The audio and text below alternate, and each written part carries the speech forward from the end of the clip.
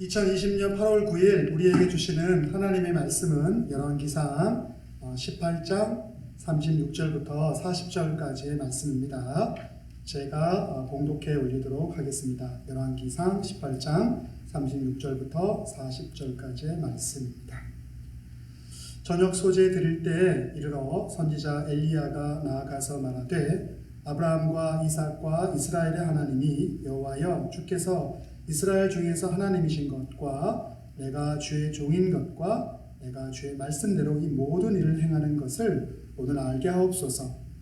여호와여 내게 응답하소서. 내게 응답하소서. 이 백성에게 주 여호와는 하나님이신 것과 주는 그들의 마음을 되도록히심을 알게 하옵소서 하매 이에 여호와의 불이 내려서 번제물과 나무와 돌과 흙을 태우고 또 도랑과 물을 핫은지라. 모든 백성이 보고 엎드려 말하되 여호와 그는 하나님이시로다. 여호와 그는 하나님이시로다 하니 엘리야가 그들에게 이르되 바알의 선지자를 잡되 그들 중 하나도 도망하지 못하게 하라 하매 곧 잡은지라. 엘리야가 그들을 기손 시내로 내려다가 거기서 죽이니라. 이는 저희에게 주시는 하나님의 말씀입니다. 자, 사랑하는 성도 여러분, 한 주간도 모두 평안하셨습니까? 저는 오늘 성령님이 주시는 충만한 은혜가 주님을 항상 예배하기를 원하는 여러분들과 가정 가운데 충만하게 넘치게 되기를 간절히 바랍니다. 오늘 제가 여러분과 함께 은혜를 나누고자 하는 하나님의 말씀은 구약성경 열왕기상입니다. 열왕기상은 총 22장의 22챕터로 이루어져 있는 성경이죠. 그래서 다윗이 죽고 솔로몬이 어떻게 왕이 되는지 그 과정과 함께 또 솔로몬이 하나님에게 지혜를 구하고 그래서 하나님이 그것을 귀하게 보아서 솔로몬에게 그 지혜의 은사를 주시고 많은 복을 주셨는데 결국에 솔로몬이 이방의 첩들, 하나님을 섬기지 않은 이방 첩들을 많이 드림을 통해서 그 영향을 받고 그로 인해서 그 끝이 좋지 않은 모습으로 그래서 통일 왕국이었던 이스라엘이 북이스라엘과 남유다로 그래서 북이스라엘 여로보암, 남유다는 르호보암 왕이 맡게 되는 구조로 분열되게 되죠. 그리고 그 뒤를 이어서 몇 명의 이 북이스라엘의 왕과 남유다의 왕을 소개하고 있는 것, 그것이 바로 이 열왕기상의 내용이라고 할 수가 있죠. 자, 그런데 그러한 이 열왕기상에서 대부분 솔로몬에 대한 이야기들로 채워져 있는데 그리고 북이스라엘의 왕과 남유다의 왕은 굉장히 짧게 다루고 있는데 근데 그 왕들 중에서 굉장히 많은 분량을 차지하고 또 열왕기상이 마지막에 22장으로 끝나는데 무려 열왕기상 16장에서부터 22장에 이르기까지 굉장히 구체적으로 다루고 있는 한 왕이 있습니다. 바로 북이스라엘의 왕이었던 아합 왕입니다. 자, 아합 왕은 어떤 사람이었냐면 그 하나님께서 굉장히 악한 왕으로서 평가하고 있죠. 그래서 열왕기상 16장 30절에 보게 되면 그 전 모든 사람보다 여호와 보시기에 악을 더욱 행하였다라고 이 아합 왕에 대해서 평가를 하고 있는 것을 볼 수가 있습니다. 여호와 보시기에 그 어떤 사람들, 여기서 그 어떤 사람은 왕이죠. 그 어떤 왕들보다도 가장 악한 왕이었다라고 평가를 하고 있는 것이죠. 그도 그럴 것이 당시 북이스라엘의 수도는 사마리아였는데 이 사마리아에 바알의 신당을 세우는데 이 아합 왕은 적극적이었죠. 이 바알이라는 것은 고대 가나안 사람들이 섬겼던 풍요의 신, 남신인데 풍요의 신이고 또 대표적으로 또 아세라 신이 그러한 신 중에 하나라고 할 수 있는데 그 풍요의 신인 바알을 섬기기 위한 사당을 북이스라엘 수도 사마리아에 짓는데 열심을 다했죠. 그리고 이세벨을 아내로 맞이하게 됩니다. 그런데 이 이세벨의 아버지가 누구냐면 엣바알이라고 바알의 사람이라는 뜻을 가지고 있는 이름인데 엣바알이라고 하는 이가 바로 이 이세벨의 아버지 시돈의 왕이라고 일컬어 성경은 말하고 있죠. 근데 이 바알이라고 하는 이세벨의 아버지는 시돈의 왕을 죽이고 왕이 되었던 사람이고 원래는 바알을 섬기는 제사장이었던 사람이죠. 그래서 이세벨도 그 영향을 받아서 굉장히 이 바알을 섬기는 데 있어서 적극적인 사람이었는데 바로 그 이세벨을 아내로 맞이하게 됩니다. 자, 그로 인해서 하나님을 모범이 되어서 섬겨야 되는 그 왕의 위치를 망각해버리고 이방신, 그 중에서 가장 그 풍요를 대표하는 그 이방의 우상을 숭배하는, 바알을 숭배하는 일로 적극적으로 나아가게 되다 보니까 하나님의 부름을 받은 선지자들에 대해서도 적대적이었고 그로 인해서 선지자들을 죽이고 또 그런 공포 때문에 선지자들은 이 바알과 이세벨을 피해서 숨어버리게 되고 자, 그러한 일들이 생겨나게 되죠. 더 나아가서 이 백성들도 자기가 하나님의 백성으로 부름받은 것을 잊어버리게 되고 그로 인해서 이 바알을 섬기게 되는 그러한 모습으로 나가게 되는 것을 성경은 우리들에게 보여주고 있죠. 그래서 그것 때문에 하나님 보시기에 왕의 책무를 제대로 하지 못한 하나님의 뜻을 받들어서 그 하나님의 백성들을 온전하게 이끌어야 되는데 그러지 못한 악한 왕으로서 대표적으로 이 열왕기상에 언급하고 있는 사람이 바로 아합이라고 할 수 있죠. 자, 그럴 때 하나님은 이 이스라엘 백성을 사랑해 주셔서 선지자를 부르시죠. 바로 그가 유명한 엘리야이죠. 자, 그래서 엘리야의 이야기가 사실은 오늘 우리가 함께 했던 이 열왕기상 18장에 나오는 이야기들이라고 할 수가 있습니다. 자, 엘리야는 하나님의 부르심을 받아요. 그리고 아합에게 찾아가서 3년 6개월 동안 비가 내리지 않을 것이다 라고 이야기를 하게 됩니다. 그리고 나서 그 시간이 지나고 다시금 아합 왕에게 나타나서 이제는 왕이시여 비가 내릴 겁니다 라고 다시 이야기를 하게 되죠.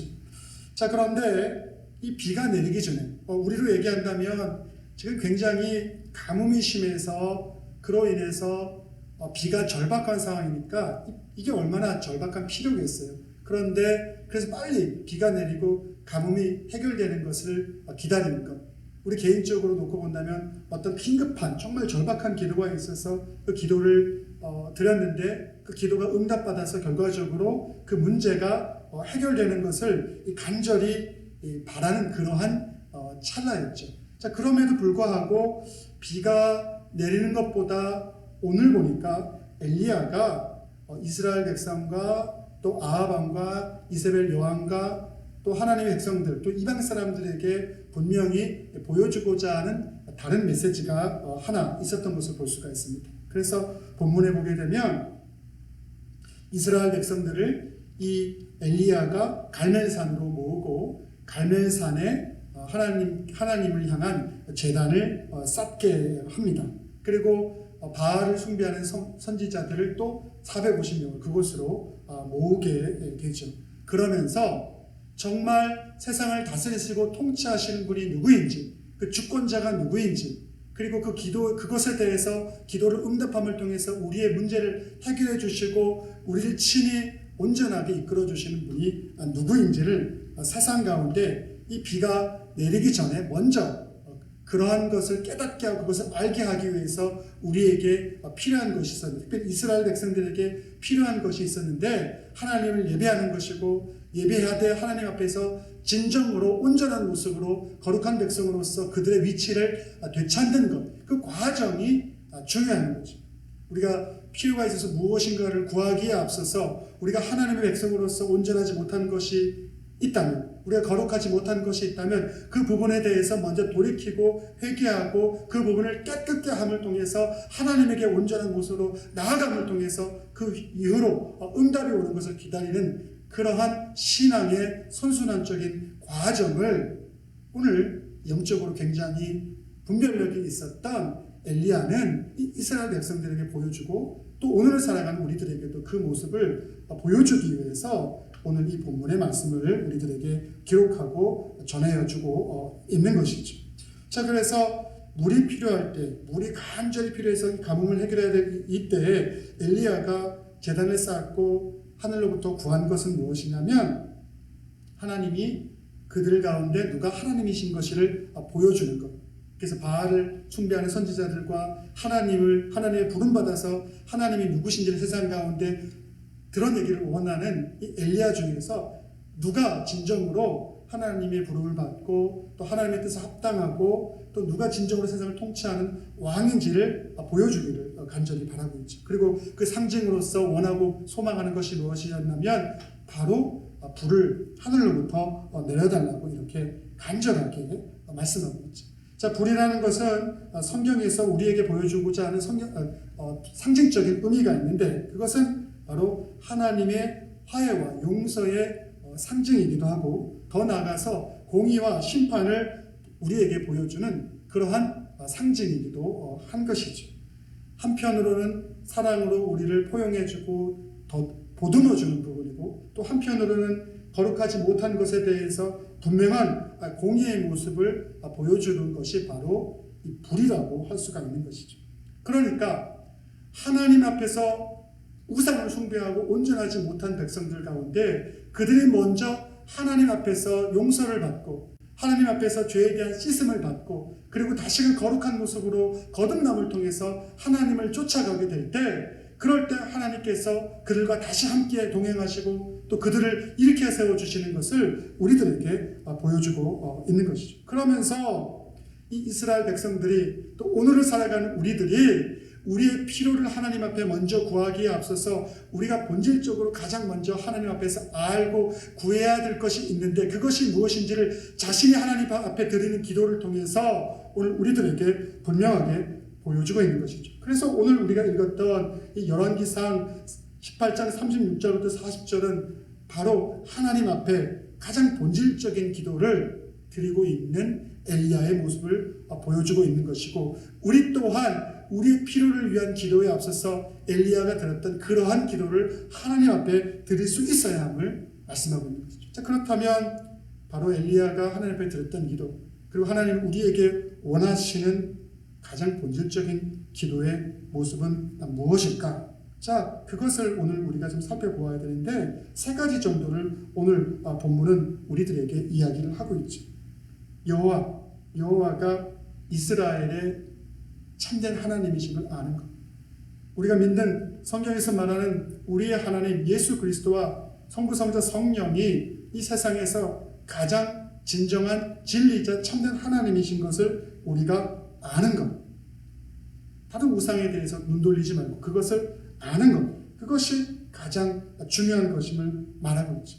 그리고 우리가 하나님의 부름받은 선택받은 백성이자 종인 것을 아는 것.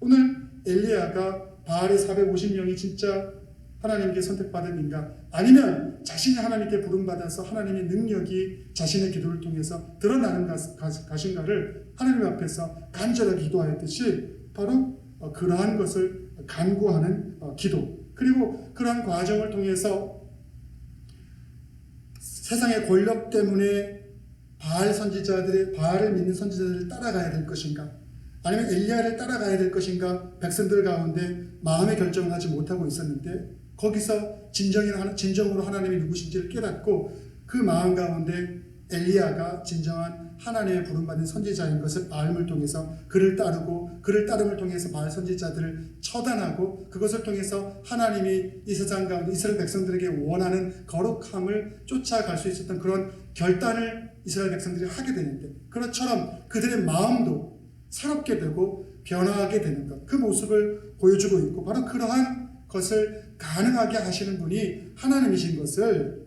오늘 살아가는 우리들도 반드시 깨닫고 알아야 함을 우리들에게 말씀해주고 있는 것이죠. 자, 그래서 오늘 엘리야가 했던 제일 처음의 기도는 하나님이 누구인지 제대로 알게 하여 주옵소서. 이 세상의 백성들이 오늘 바알 선지자 450명과 내가 하나님 앞에서 이렇게 기도하고 있는데 제단 앞에서 기도하고 있는데 누가 진정한 하나님이신지를 누구에게 응답해 주시고 이 세상의 진정한 하나님이 바알인지 아니면 이스라엘 백성이 섬기고자 하는 그 하나님이신지 그것을 알게 하여 주옵소서라고 지금 기도하고 있는 것이죠. 그래서 오늘 보면 36절과 37절은 이렇게 말하고 있습니다. 아브라함과 이삭과 이스라엘 하나님 여호와여, 주께서 이스라엘 중에 하나님이신 것과 이 백성에게 주 여호와는 하나님이신 것을 알게 해달라고 기도하는 거죠. 여러분, 모세가 하나님께 부름받을 때 가시덤불에서 하나님이 모세를 부르셨잖아요. 그리고 두려워하는 모세에게 자기가 하나님이 누구이신지를 말씀하셨잖아요. 나는 스스로 있는 자다라고 이렇게 말씀하죠. 그리고 두려워하는 모세에게 바로에게 가서 어떻게 내가 만난 당신에 대해서 증거하겠습니까? 라고 얘기하니까 나는 아브라함의 하나님이요, 이삭의 하나님이요, 야곱의 하나님이다 라고 가서 전하라고 말하지 않았습니까? 오늘 본문에도 보면 여호와께서 주께서 이스라엘 중에 계신 하나님이신 것을, 아브라함과 이삭과 이스라엘의 하나님이신 것을 이 백성들이 알게 하여 달라라고 이렇게 말씀하고 있는 것이죠.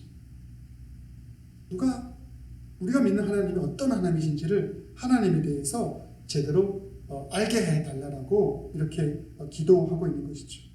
그래서 우리가 응답받는 것, 어떤 응답을 통해서 내 육신적인 것을 만족시키는 것에 앞서서 내게 그것을 주시는 분이 어떤 분이신가를 먼저 우리가 생각하고 그분을 바라볼 수 있는 것, 그것이 중요한 것이죠.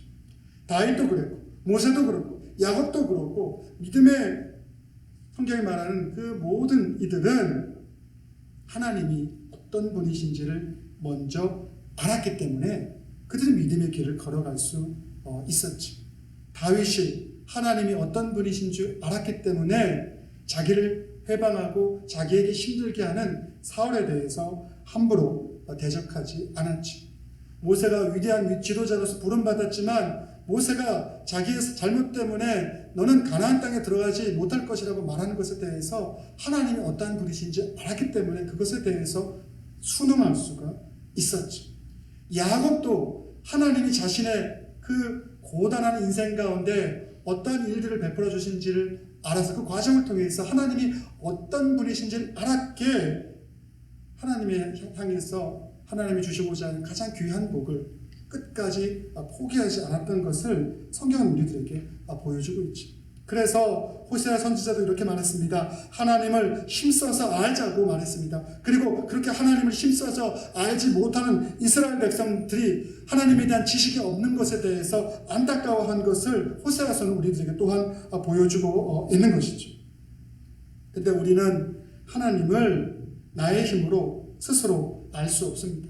그래서 우리는 하나님에 대해서 제대로 알게 해달라고 기도할 수 있어야 하는 것이죠. 그것이 우리 믿음 생활에 가장 먼저 선행되어야 될 기도인 것을 말하고 있죠. 우리는 하나님을 알 수 없어요. 그래서 어떻게 기도를 해야 되냐면 에베소서 1장 17절과 19절은 이렇게 말합니다.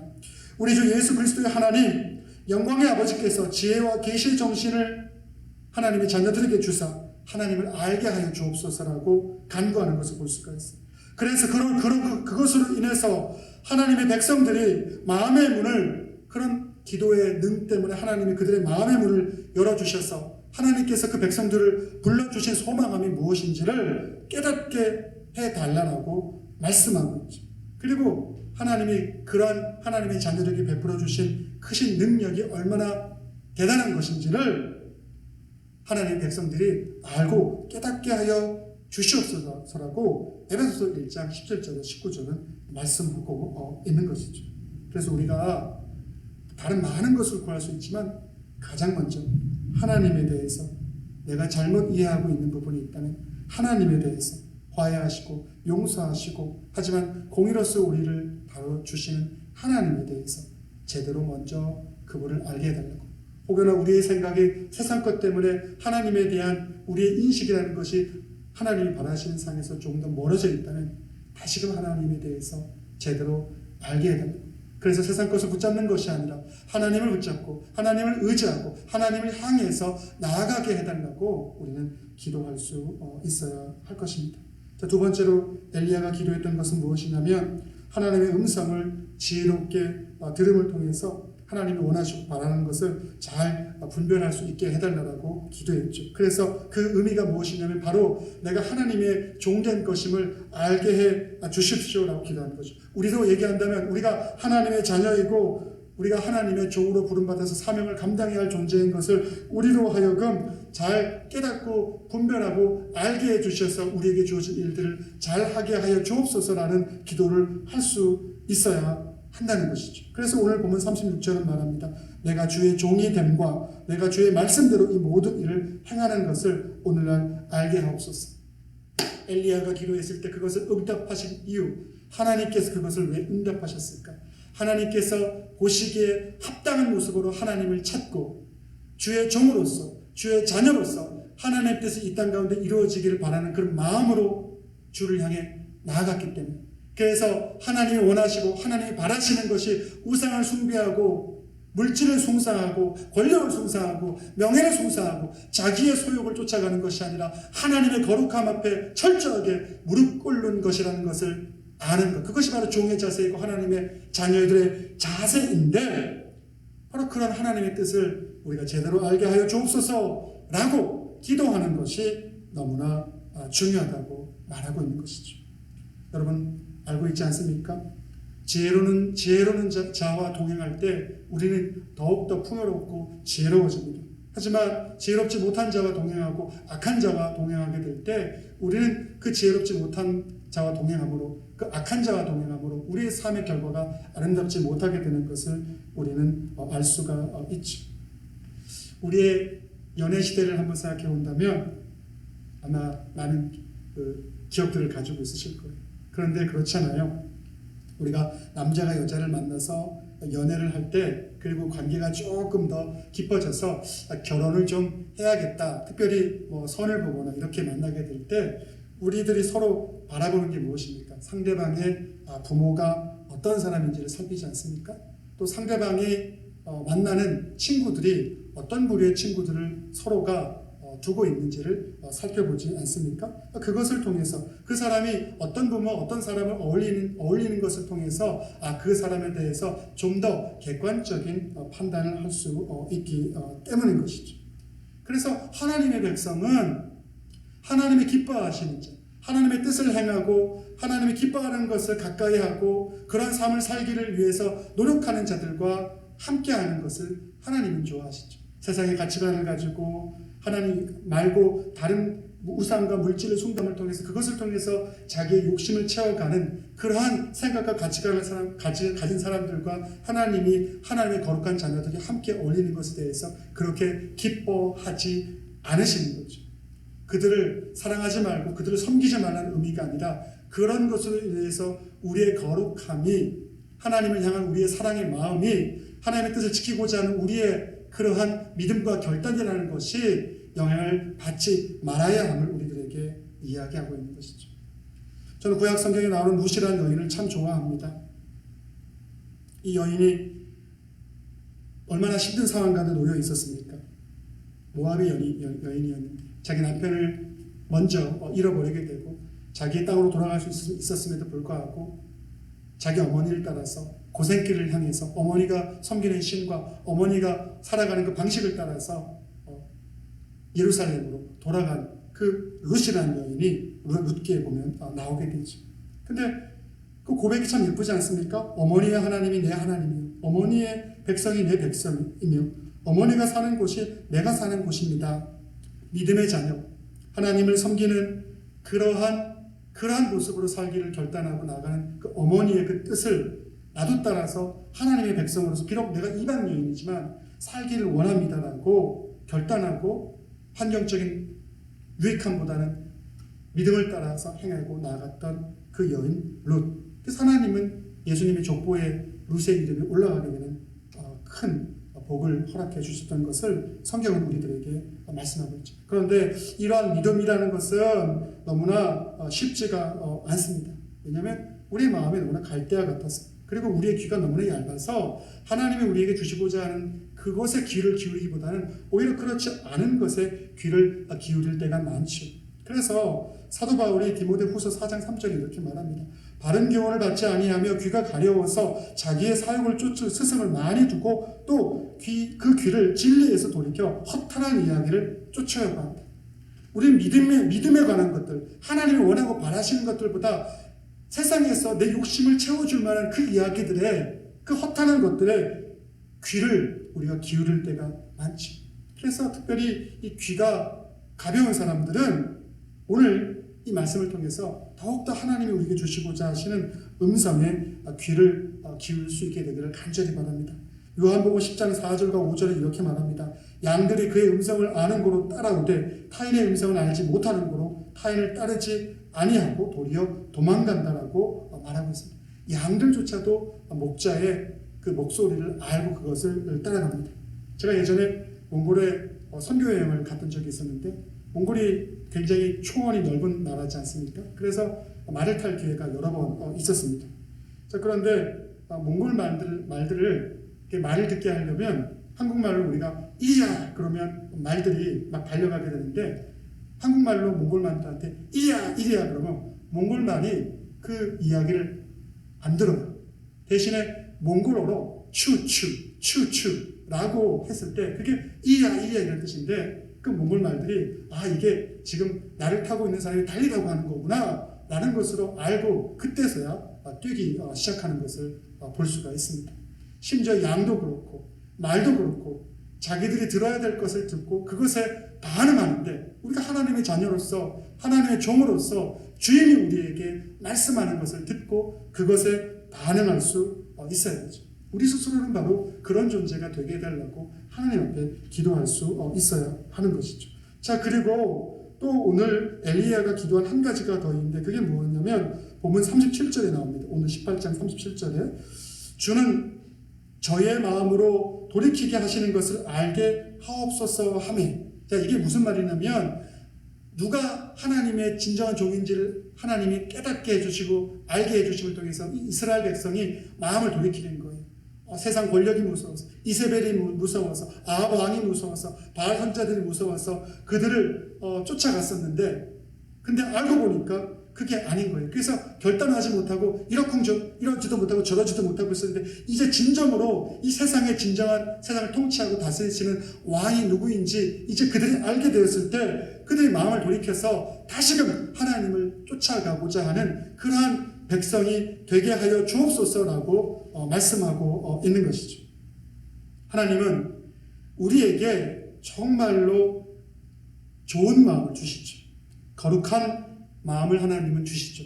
이 거룩함이라는 것과 반대되는 것은 음행이죠. 음행이라는 것은 하나님 외의 것을 더 사랑하고 더 좋아하는 것을 바로 성경에서는 음행이라고 하죠. 그것이 재물과 권력과 명예라면 그것을 하나님보다 더 사랑하는 것은 거룩하지 못한 것, 음행하는 것이라고 말하죠. 근데 하나님은 우리들에게 우리의 마음을 거룩한 마음을 주시고 우리에게 복된 마음을 주시는데, 이 복된 마음이라는 것은 하나님과 동행하는 마음이죠. 하나님과 동행하기 때문에, 그래서 하나님이 원하시고 바라는 것을 세상 가운데 사랑을 통해서 섬기고 이루려고 하는 것, 그래서 하나님과 함께하는 것, 가까이 하는 것이 복이다라고 시편은 말하고 있는데, 그러한 복된 마음을 우리들에게 주시죠.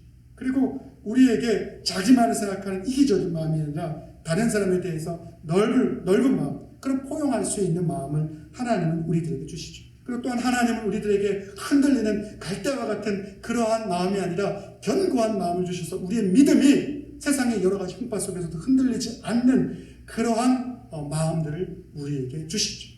하지만 우리의 마음이라는 것은 실제로 너무나 약해서, 그래서 성경은 무엇이라고 이렇게 말하고 있냐면 만물보다 거짓되고 심히 부패한 것이 사람의 마음이라고 말씀하고 있죠.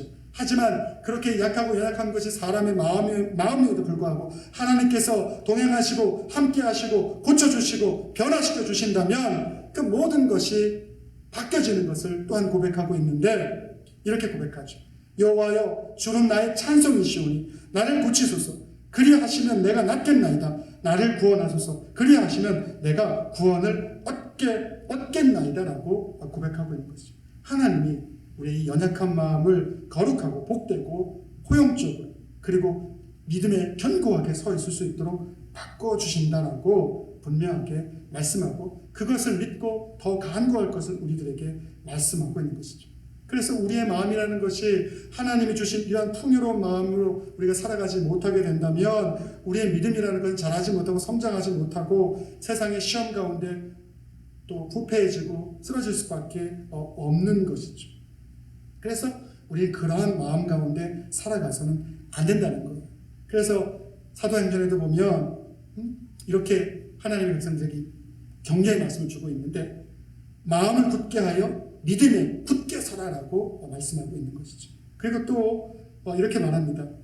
하나님의 백성이 굉장히 귀하고 중요한 것은 하나님 안에서만 우리의 심령과 마음이라는 것이 온전해질 수 있는 것이고 그렇지 못할 때 우리가 아무리 그것이 옳은 것이라 말한다 할지라도 우리의 마음과 양심은 더러운 가운데 거할 수밖에 없는 것이다. 그러므로 하나님 안에서 하나님을 통해서 깨끗하여지고 그 깨끗함을 통해서 하나님과 동행할 수 있는 그러한 모습으로 살아가는 그래서 그러한 동행의 모습 속에서 우리의 마음을 굳건하게 지킬 것을 우리들에게 말씀하고 있는 것이죠. 우리 인간이 최초로 죄를 범했던 에덴 동산의 모습 하나님이 완벽하게 세상을 창조하셨는데 모든 것이 풍요로웠죠. 그런데 그 풍요로움 속에서 아담과 하와 그 둘이 하나님에 대한 경외에 대한 마음이 사라지고 또 감사의 마음이 사라지게 될 때 그들이 하나님에 대해서 배신하고 자기 욕심을 따라서 나아가게 되었던 것을 볼 수가 있습니다. 하나님은 우리의 마음이 거듭나게 되기를 원합니다. 그래서 에스겔서 36장 26절에 새 영을 너희 속에 두고 새 마음을 너희에게 주되 너희 육신에서 굳은 마음을 제하고 부드러운 마음을 줄 것이다 라고 말함을 통해서 우리의 마음이 육신의 욕심을 쫓아가는 그러한 굳은 마음이 아니라 하나님이 주시는 성령 충만함을 통해서 부드럽고 유한 마음, 다시 말해서 거룩하고 복되고 포용적이고 견고한 믿음 안에 설 것을 우리들에게 명령하고 있는 것이죠. 바로 그래서 하나님이 우리의 마음을 온전히 변화시킬 수 있는 분임을 믿고 그것을 간구하는 그러한 기도가 필요한 것을 말씀하고 있는 것이죠. 자, 그래서 이제 좀 말씀을 정리할 텐데요. 오늘 엘리야는 기도해서 하나님에 대해서 하나님이 누구인지를 제대로 좀 알게 해주시고 그리고 우리가 듣고 따라야 될 그러한 분이 하나님이신지 알고 그분의 목소리를 제대로 들을 수 있는 그러한 종과 하나님의 자녀의 모습들을 우리의 삶 가운데 보이는 존재로 우리가 살아가게 하여 주시고 그리고 우리의 부패한 마음, 우리의 연약한 마음조차도 새롭게 하실 수 있는 분이 하나님이심을 믿고 그것을 향해서 나아갈 것을 구했던 것을 볼 수가 있습니다. 결과가 그래서 어떻게 됩니까? 백성들이 그것을 듣고 변화하게 되죠. 그래서 다시금 이제 하나님을 진정으로 고백하게 되고 이 바알 숭배했던 450명의 선지자들을 이 엘리야와 함께 그들을 하나님의 뜻에 따라서 처리하게 되는 것을 보고 그들의 마음이 다시금 회개하고 돌이키게 되었던 것을 오늘 성경은 우리들에게 보여주고 있는 것이죠. 우리가 우리 욕심을 위해서 우리의 소욕을 따라서 먼저 기도하기보다도 가장 본질적인 이 기도의 세 가지 이러한 기도를 믿음으로 드릴 수 있는 저와 여러분 모두가 되기를 간절히 바랍니다. 그리고 나서 그 과정을 통해서 나의 삶 속에 역사하시는 하나님을 발견하시고 또 나의 필요조차도 채워주시는 그런 하나님의 축복을 경험하심을 통해서 우리 하나님이 얼마나 멋지시고 내 삶과 함께 하시길 원하시는 귀한 분이신지를 다시금 고백할 수 있는 저와 여러분 모두가 되기를 간절히 바랍니다. 기도하겠습니다. 사랑과 은혜가 많으신 아버지 하나님, 오늘 엘리야가 믿음으로 하나님 앞에서 기도를 드리고 나아갔던 것처럼 그래서 하나님이 누구인지를 진정으로 알기를 원하는 기도를 드리고 그리고 하나님의 목소리와 하나님이 말씀하시는 것과 하나님의 뜻대로 살기를 원하고 그것을 순종하는 모습으로 나가기를 간절히 바람으로 그러한 하나님의 자녀로서 살기를 구했던 그러한 기도와 그리고 우리의 연약한 믿음과 마음 가운데서도 그것을 변화시켜 주심을 통해서 우리에게 가장 풍성한 것을 주시고자 하시는 하나님의 그 거룩한 은혜를 깨닫고 그것을 간절히 소망했던 기도를 드리는 것을 우리로 하여금 오늘 기억하게 해 주시옵소서. 그래서 상황 속에서 우리의 필요 때문에 너무나 힘들어하는 것이 아니라 가장 본질적인 것을 먼저 살피게 하시고 그것을 통해서 우리에게 많은 것으로 더 함께 해주시는 그 풍성함을 경험할 수 있는 우리 모두가 되어질 수 있도록 주께서 은혜 내려 주시옵소서. 이 모든 말씀 사랑과 은혜가 풍성하신 예수님의 이름으로 기도드렸사옵나이다.